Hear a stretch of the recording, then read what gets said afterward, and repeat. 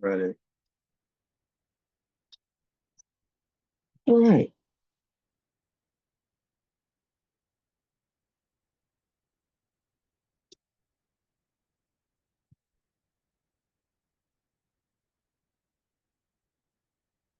Okay. Where are you?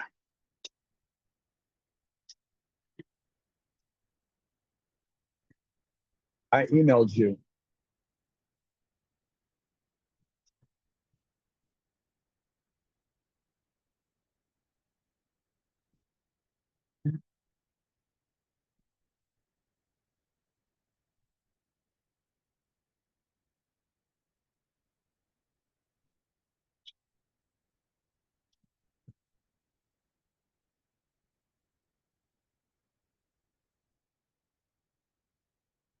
I just resent it.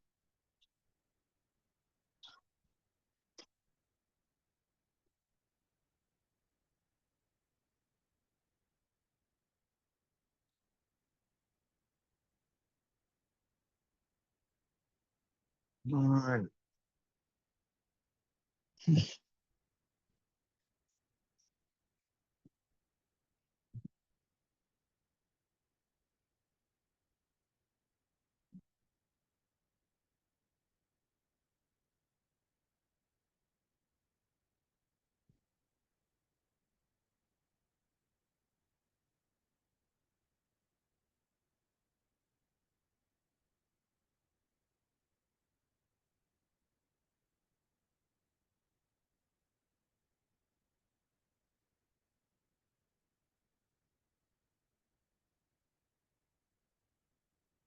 All right. Any day now. What? I sent it to your email.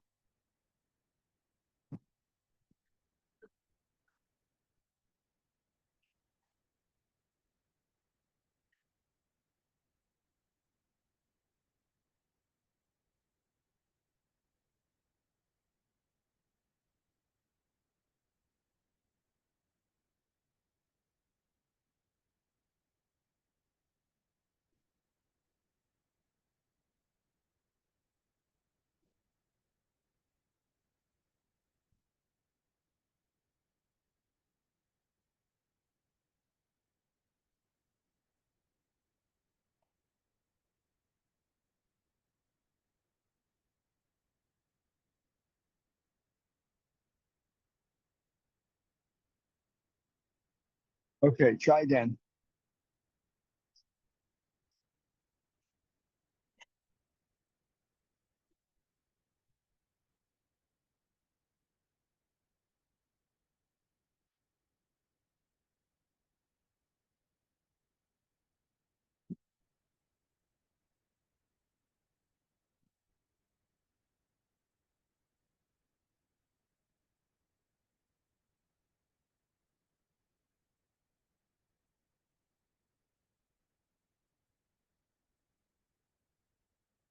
Mhm.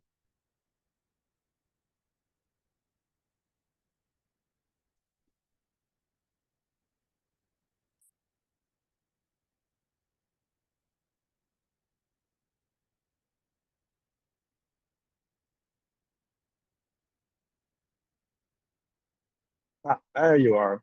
I was about to say, geez, get another computer. There you are. Your microphone's not on. That was really weird, man. There. I don't know what was going on. Me either. I mean, But where did it show up? it just popped in the third time you tried, I guess.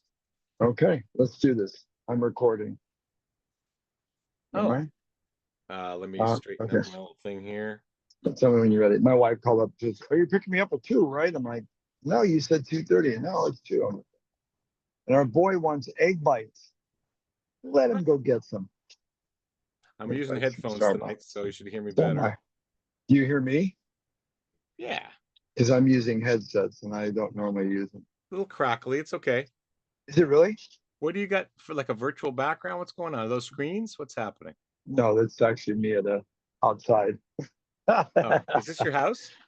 No, this is me at like some restaurant. Yeah, my Oh, house has got I have all this seating for other people that want to come into my house and eat.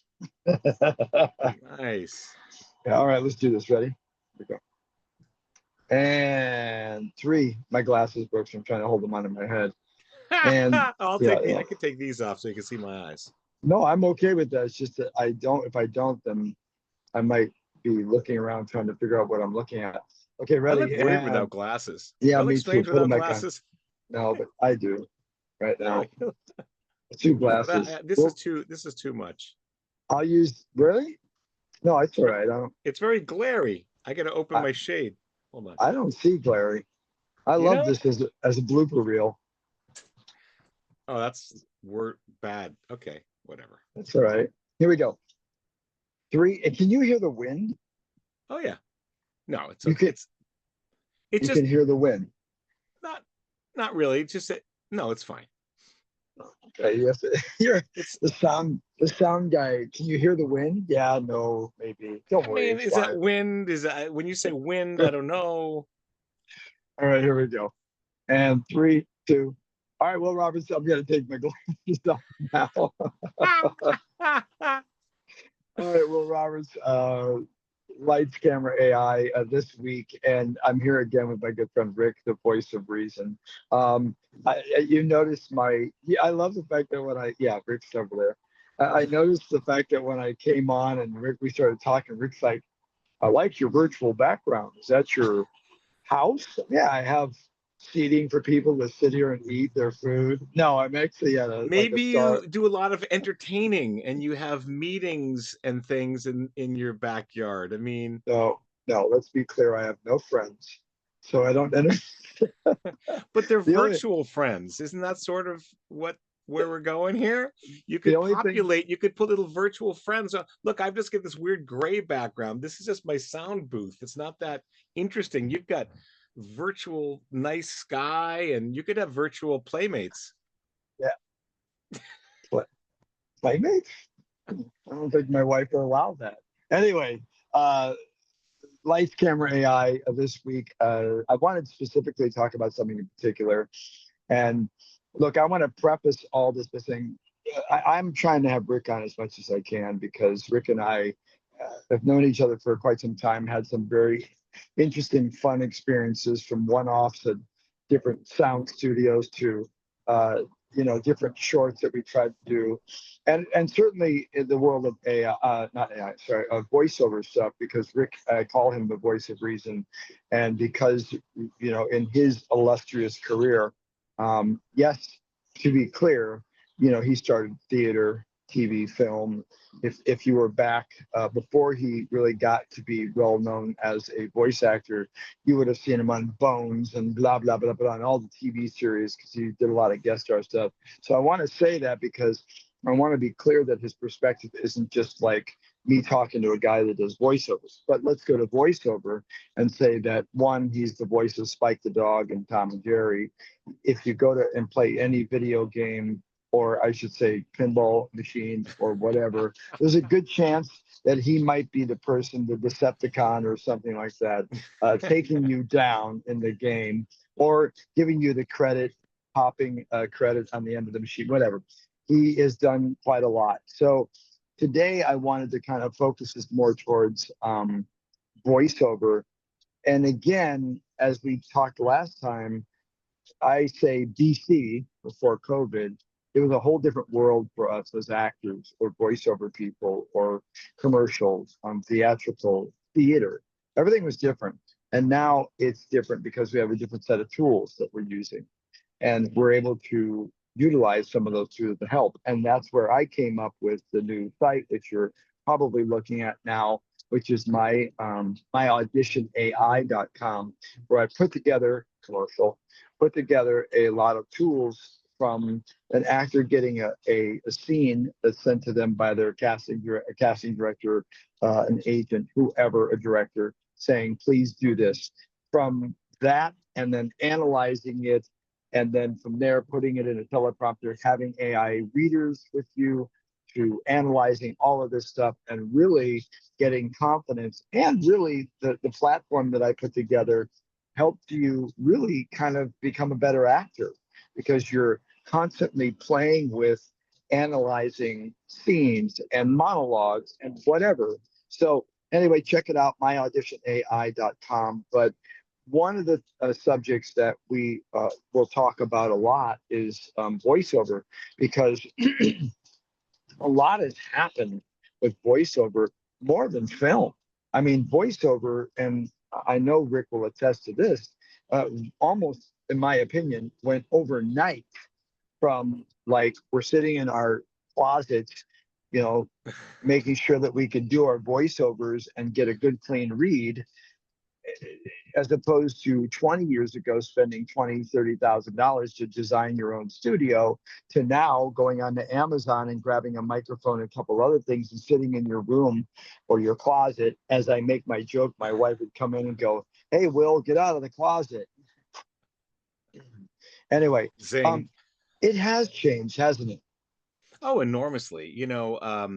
Technology keeps improving. In the old days, the thought of buying a pro level mic and then soundproofing your whole house and giving your dog away so it wouldn't make any extraneous noise. Things have changed quite a bit. You can have a home setup that is really broadcast ready for far less effort and money than you used to have to do. Microphones have come a long way. I always advise students to put their efforts in their environment even more than the microphone. You can get a Yeah. modest microphone that sounds great, but make sure you're in a room that has some sound dampening, be it, like sound blankets or moving blankets, or stick your head in a Closet. closet, as you know, and there you go. But there is so much more you can do. It used to be, let's just get your game up to audition quality, which quite frankly could be your phone.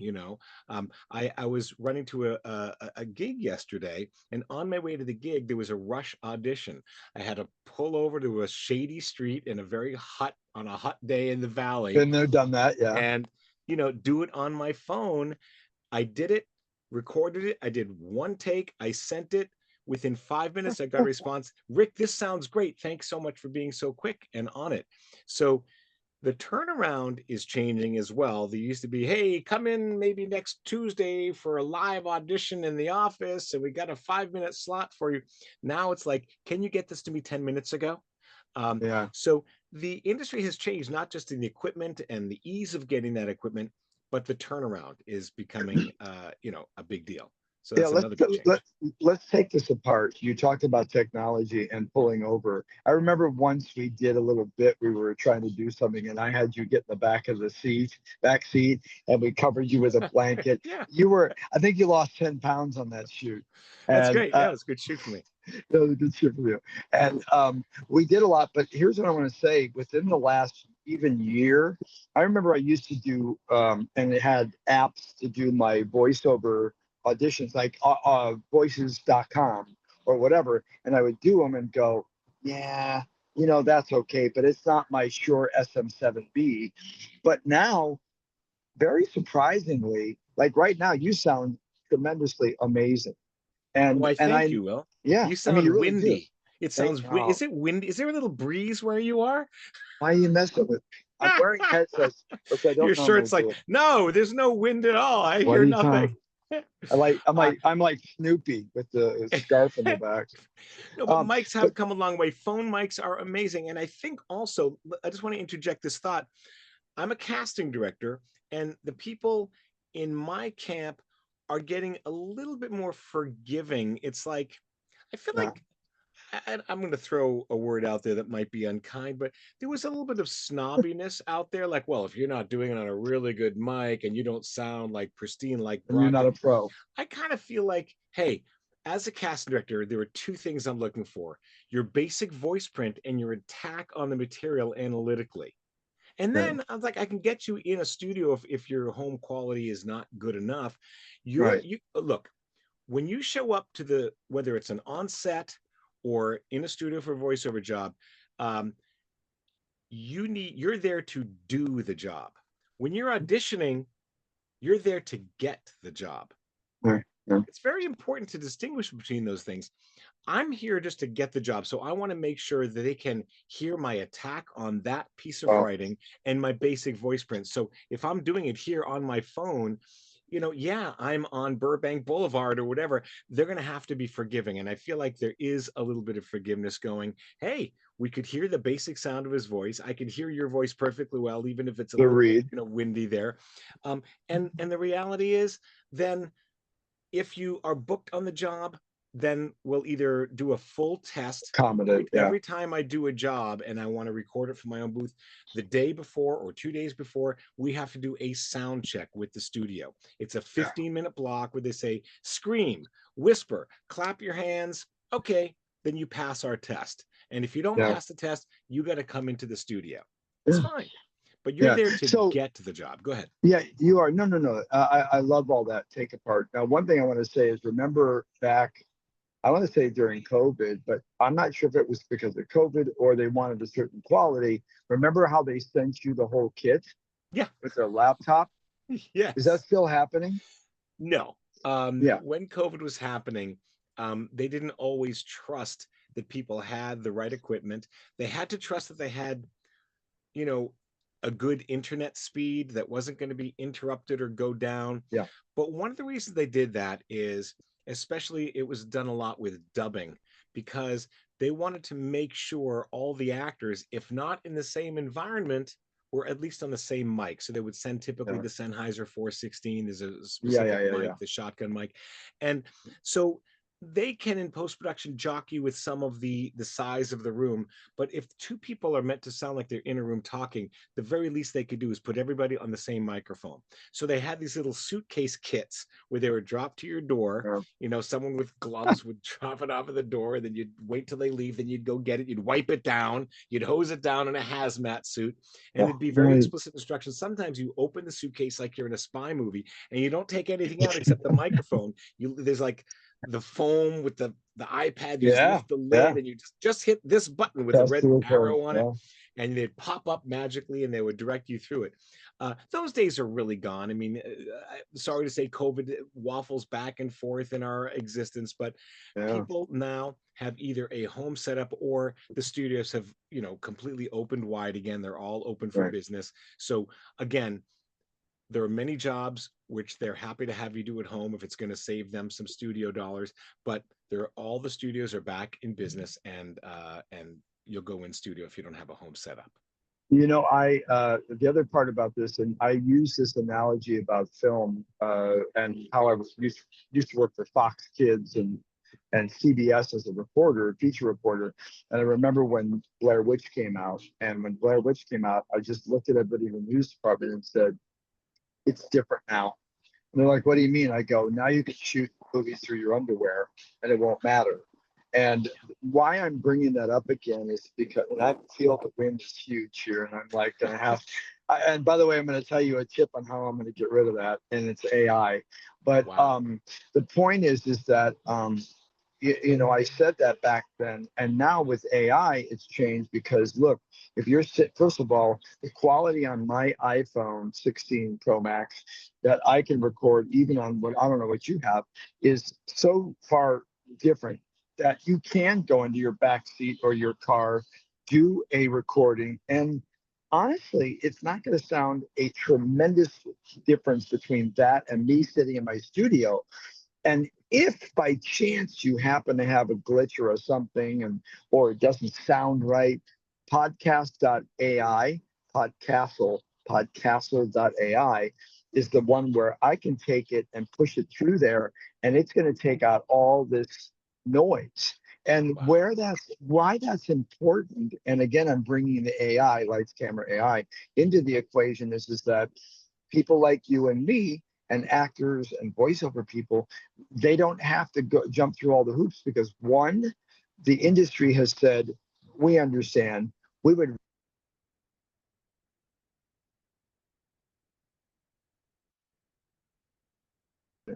And it sounds a little, shallow. So there are ways of correcting that, but yes, Yeah. like Blair Witch, we are more apt in the industry to go, Yeah. we understand. We can hear the dynamics in your voice. We can hear that you did what we asked in the read. And we And can look, go and I for it. mean, analogous to the microphones in phones, look at the lenses on phones. I mean, people are doing self tapes. All Yeah. the people who are watching this likely are also on camera actors. Many of you are, and so you're doing self tapes at home with a little ring light or an incandescent light or just natural light, and your iPhone or your Samsung or whatever. It looks pretty good. You couldn't do that Yeah. 10 years ago. The lenses were like, hey, I got the Yeah. 2.1 Yeah. megapixel. What do Yeah. I look like? What do I even look like? So Yeah. you have very high quality stuff. People who want to do self tapes or shoot a short film. There was that great campaign that iPhone had with huge billboards. This was shot on an iPhone, or the videos. This was Yeah. shot on an iPhone. It is staggering and impressive, and it puts a lot of power literally in our fingers. Yeah, but let me throw something at you. I saw yesterday. I can't remember her name. I've interviewed her on the show before. She's out of Atlanta, really well-known casting director, Rihanna or something like that. And this blew my mind. And I say this because I think that actors can benefit from this and what we're saying. And here it is. She gets on her Instagram. She goes, "I want you all to see this audition." She goes, "I love this show. I helped cast it. I think the actors are all brilliant." And she goes, "But watch this audition." She shows an audition of a girl on a floor, no background. It was somewhere in her house, laying on the ground. And she starts off the scene and she says, "You know what I love about this? A couple of things. Number one, I love the fact that she doesn't have a background, that she's not putting a background like a photographer's background. I love that I can see her floor. I love the texture." And I'm over here going, "What the are you talking about? Wait a minute. I thought we had rules." And she goes, "What I like about this is she went against the rules." And she said she got the role. And what I love about it the most is she did like 5 to 10 seconds in the beginning of nothing to do with the lines. She set it up by going, "Oh," and then she said her line. So why I'm saying this is stop coloring in the lines, Yeah. because our industry is not the same as it used to be. We can shoot stuff like this. There, I think they're showing that can become a great product. Even voiceover work. I've done tons of voiceover stuff. ADR, I told you, I do it at home. I have Yeah. a Shure SM7B, which, by the way, if it was 10 years ago, I'd be looking for an RE20, because the RE20, 1,200, 1,500 bucks, it was the mic that we used in the radio business. But then this came along, and for $299, and they have a new a new Assure, that's the base model that you can plug in here with a USB-C into your computer, and it sounds like you're in a studio. Your environment, like you said. So, Yeah. I mean, we're just there. I agree. And uh, you know, the landscape is changing so quickly post COVID with the encroaching AI, with so much is going on. There's a little bit of we're inventing the airplane while we're flying it kind of thing. Yeah, Um, so the rules are changing. It's like, oh, this happens. Oh, we can do this. So it used to be get a nondescript background and stand this far in front and frame yourself this way. And then someone said, well, that looks kind of sterile and packaged. staged, And then someone sits on her staged. Yeah. floor and says, fight the rules. Well, maybe that's the new rules. So then we have to fight. You know, I think a good message to people is when you're sending an audition in, you have to feel good about it. Yeah. You know, you're the actor and you are meant to take command of these words, whether it's on camera or off camera voiceover. Um, I feel like industry standards are a little bit fuzzy on the edges. If you feel like your character or your persona wants to sit on the floor and pick at their toenails or whatever they want to do, then that's how you inhabit that moment. And It's your if you commitment. feel like, yeah, it's your commitment. So, I've done all kinds of, workshops and been on panels with different cast directors, and I hear conflicting information from people, which I think is good. I Yeah. think actors need to cut through the noise and figure out, I borrow this, I use this. You say never use a prop, you say always use your prop, you say fake the phone, you say use the phone. there's so much conflicting information out there. So Yeah, that's you're good. right. That Yeah, means you it get to is good. go, yeah, my character actually uses an actual telephone in the Yeah, scene. Why don't I just use this right. thing that I own? It's called a phone, and I Yeah, can hold it next to my head in the scene. So, yeah. and others would say, no, no, give me the finger Yeah, thumb thing. but see, I think what you're saying is extremely important coming from seasoned pros here, is that, do what you feel comfortable with, but find a way to become noticed or remembered. And that's why I always say I do like a wild take where I'll do it in something totally different, like an Irish accent or something like that. And I'm very surprised that many, many times I've been actually hired, booked on a film or a TV thing, and they go, "We like that read." I'm like, "Oh, I just do that as a." They go, "It's different than everybody else's, and we Yeah. like where you went with it." Okay, just because of time, I want to ask you one last question, and it is AI related. And I Sure. want to preface this question by saying that I'm asking you as a voiceover professional, but I want people to understand that this is Rick Zieff's opinion, and so and I say this because I would consider myself a pretty good source of knowledge on AI, Yes. chat prompting, and Yes. so on, and Check, the check, business. check. Yeah, and the business. Now, where Rick, I love the back and forth tennis match with Rick is that Rick is one of my dear friends that he can turn a computer on and he knows how to work the basic things of it. But when it comes to this, like a lot of people in the industry, they're scared. So my question to you as a voiceover god, guru, people look at, well, they look to you. Someone sends you an audition. Now I realize the level you're at, and I realize the level that a lot of people are at. But there is a medium here. Someone sends you an audition and says, "I want you to read these 3 pages, and we're going to do something called voice printing." And in an AI, that means they're going to take your voice, they're going to basically have you read some things, find dynamics, see who you are, and then they're going to take that voice. Now they're going to give you $20,000 to use that voice, and they're going to use it in what's called perpetuity, or in basically forever, and take your voice. Now, here's my question to you, Rick. Do you, number one, would that be something you're interested in? And also address it from a beginner standpoint. Are they, is it detrimental to their potential of being a voiceover artist? I'm not interested in what the average person is going to do because they, I think you said it earlier, they might want to go into plumbing or be an accountant or be the president of the United States. And someone told them that their voice, "Hey, you got a voice for radio." They may have said this and they're like, "Oh, I'm going to make a couple extra bucks." I'm not talking about those people. Right. What's your take on that type of situation? Well, I'll speak for myself. Good. And I am first and foremost an artist. I'm a creative soul. I have to be a businessman to make a living with my art. I am not interested in someone waving some dollars at me to own my voice. There have been anecdotes, you have told me of some, where people signed away unknowingly literally the rights to their voice, much like Yeah. musicians signing Anywhere, their publishing rights to forever. all the music they wrote. They Yeah. don't even own their own music. And that is quite frightening Yeah. because my, as you offered, rather meager understanding, but AI can capture your voice print in surprisingly little bit of dialogue and then get you to say anything.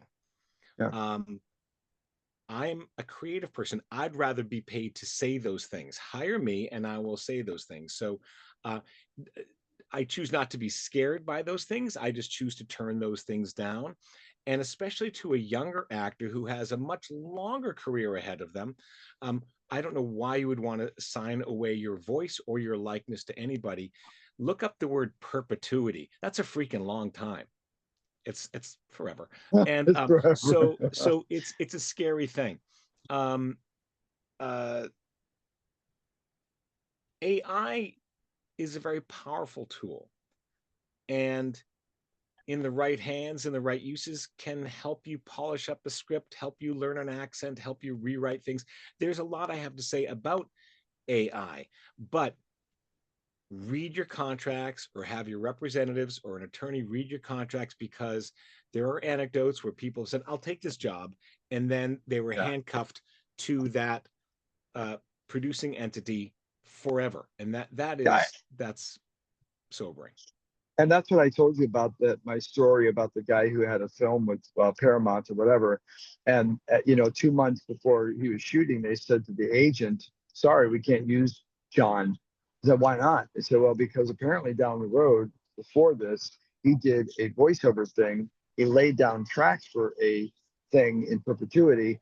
And now we love his look, but we can't use his voice because now he no longer owns it. And so you are absolutely correct. The advice you're giving is get it figured out. Even if you go on Chat GPT and you can't afford a lawyer, go figure out what these contracts mean, because it's extremely Yeah. important. The other thing I want to say off of what you said is that determine where you are in your career. I mean, look, if you feel as though you might benefit, you can make $10,000 to $20,000 and you're out of it, then fine. But the reality is that you want to make sure that you're not giving away something that you potentially could screw you in the future. The other thing about this is that I would say it's a little early in the game of AI to jump out there and go, I'll give them all my voice and let them take it. It's a little bit like a software update. You get a software update that's a beta, you know that you're going to have bugs, and you're the person they give it to work out the bugs. But you don't want to depend on that operating system, because it's going to morph and they're going to fix it. Same thing with this, is that we don't know where it's going. I would say that down the road, in my opinion, it would be best to have a contract developed by the union or non-union that says that if you take my voice and you use it, you have to pay me every single time you use it. I Right. don't have a problem with that, as long as I'm Right. not doing Depends commercials. Right. Well, it depends on where you are in your Depends. career. I kind of feel like that's already in play. The fear, of course, is piracy. That Oh yeah. the old expression, it's easier to ask for forgiveness than permission. You may find out, oh, there's a commercial I have running for the Maryland lottery. I didn't do that. You have to go catch them and then go chase after your money if they steal your voice. So yes, trying to get ahead of it and saying you can have use of this voice, and we want to make sure we're bird dogging the use of it and making sure it's being tallied appropriately, and you're actually paid. That's Yeah. that's part of the fear. But AI, artificial intelligence, isn't AI actual intelligence. No. And I want everyone to leave this not being bewildered and afraid. Just remember that if you're watching this, you're actually intelligent. Yeah. And there are By the things. way, I'm going to throw this out to you, that I already relabeled the subtitle of the Lights Camera AI, and I put it in some of my literature. We are literally actors AI. We're actors intelligence, and we're Right. teaching them what you're saying. Well, that's so important. I'm glad you did that, because we still have an edge. We have humanity, we have color and soul and humor and Mhm. pathos. They haven't bottled that yet. No. They can't replace what you do. All the people watching this right now likely are trained actors, and they can take words on a page and lift and breathe life into them and display Yeah. them, whether on camera or off, in a Right. way that computers can't Can't. yet. They Yeah. can do narration, they can do medical training and this, industrial Right. e-learning thing, great, but they're not bringing to the table what you all are bringing to the table. So Yeah, and the choose not last to thing worry. I'll say, as we close down today's show, the last thing I'll say is that again, I think it's really important for people to learn as much as they can. That's why we created this program, to give that information. But the other part about this is that I think it's really good for actors, because remember back in the day where all we did was show up to our agent's office, we did an audition, we would wait and go home and go like this. Well, now we are fully, AI, everything, are in charge, really, of our destiny. So if you make the choice to stay reluctant or complacent and not get in there and figure out what you can do with product, your product, then it's kind of your own fault. So I say to you, as we close the show, Rich Zieff, thanks for hanging out, Voice of Reason. We can catch him on, yeah, a lot of stuff going on. So give me a closeout. Your closeout. AI aspiration equals inspiration. Someone got a bumper sticker, maybe? Stay inspired. Stay inspired. I mean, you know, use it as a tool. Your site will up your audition game. You're there to get the job. When you're on set, you'll do the job. That's the job. Get the job. So you have to take your destiny in your hands. Yep. And make the best audition you can. And that is analyzing the text with a little bit of guidance, with an excellent reader if you haven't got one. It's all baked in. So you have got to get the job the best way you can. Stay inspired. Yeah, I think I have to eliminate that sneeze. I sneezed. Anyway, Rick, can we cut to a single on me for that particular moment? I'm just going to AI. Don't worry. All right. Hey, Rich Zieff, thanks for hanging out with Rich Zieff, the voice of reason, the man, the myth, the legend. I love this man dearly. And we'll see you next time, probably next week. Will Roberts. Hang out with us again on Lights, Camera, AI. I'll see you soon. Bye. All right.